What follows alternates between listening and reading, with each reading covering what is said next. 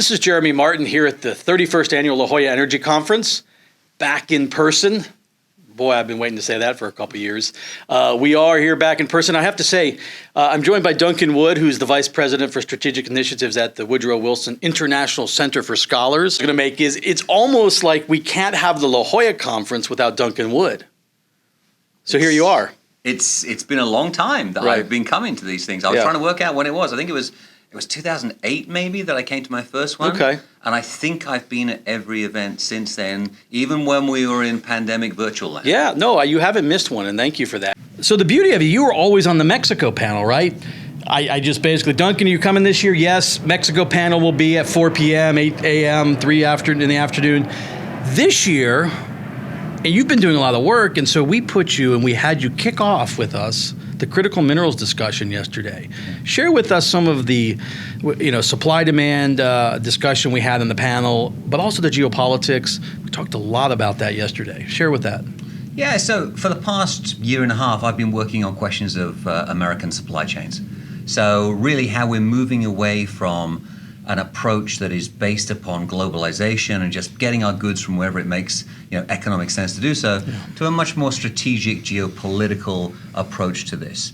And as we've been going through all of that, obviously in sync with what the Biden administration has been doing on supply chains and the various moves that we've seen in the US Congress and of course within industry, what we've been seeing is that there is this very, very severe deficit on critical minerals of many kinds, largely caused by the electric vehicle revolution. So if we look at the targets to get 50% of the new vehicles being sold by 2030 being electric, and you're looking at some of the targets of some major auto manufacturers that by 2035, 100% of their fleets are going to be electric, all of a sudden you see that the demand for minerals such as lithium, cobalt, nickel, the rare earths, and something like copper, which of course is fundamental for electrification, the demand for that is going to go through the roof. And the challenge that we and many others have identified is that there simply isn't the supply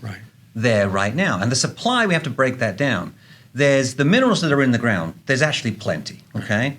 But the minerals which are actually located in places where there are mining operations, not so much. And then, of course, you have to talk about the processing and refining. And this is where you begin to see the bottlenecks that are in the system. Because whilst there are lots of minerals being mined and lots of minerals being processed, the minerals that are being mined are being sent to China for processing. And therein lies the geopolitical vulnerability, the risk, the weakness in the supply chain that a lot of companies are seriously concerned about, and of course governments too. And it's that Chinese dominance that we talked a little bit about yesterday, and I want to go into that a little bit more. But first, back to the supply-demand imbalance, this disconnect we talked about.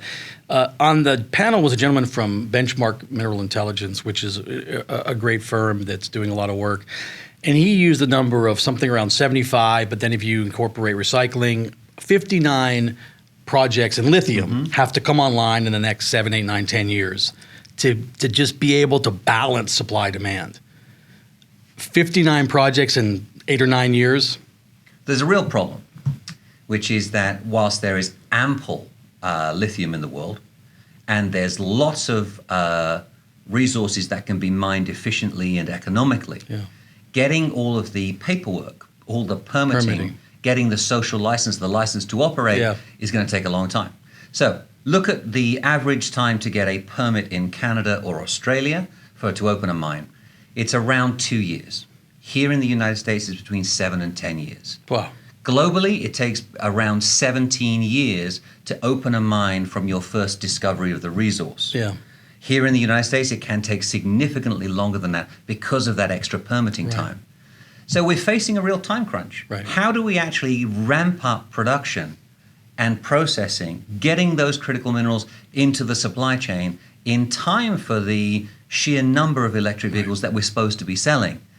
And there's something else there as well, which is that, we talk about recycling, but of course we need to get all of those metals into the system before they can be recycled. And once they're in the system, then you probably have to wait for 8 to 10 years before you begin to take them out again, when batteries begin to lose their life.